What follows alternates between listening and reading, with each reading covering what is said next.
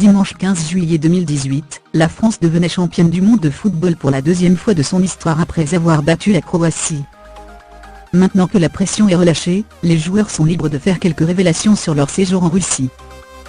Et si on les pensait sérieux et toujours concentrés, rien n'est moins sûr. À lire aussi Benjamin Pavard et Rachel Le Grain-Trapani, fou d'amour après France-Argentine. Adil Rami amoureux, Pamela Anderson dans son cœur malgré la distance. Pamela Anderson brandit à son tour le trophée des Bleus avec Adil Rami.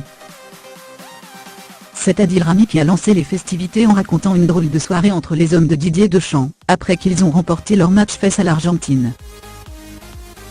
Sur le plateau de TF1 lundi 16 juillet, dans l'émission du Mondial présentée par Denis Brognard, le compagnon de Pamela Anderson a expliqué que, pour relâcher la pression, les Bleus avaient reçu la permission de sortir quelques heures. On était dans un restaurant, parce qu'une boîte de nuit, en période de Coupe du Monde, c'est quasi impossible. On était une quinzaine dans un restaurant, pépère. Jusque-là tout va bien, mais l'ambiance va vite dégénérer. À leur retour à l'hôtel à Istra, on s'est mis à chanter dans les couloirs. Fidèle à moi-même, je me suis mis avec mon casque, nu, et je jouais à Fortnite dans ma chambre. Dans les couloirs, ça chantait, et les mecs tapaient chambre par chambre pour réveiller, raconte Adil Rami. J'ai senti la tempête arriver vers moi.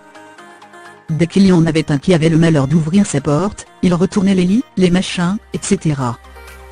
Moi, j'avais pris un extincteur dans ma chambre. Sécurité, on sait jamais, contre les gamins.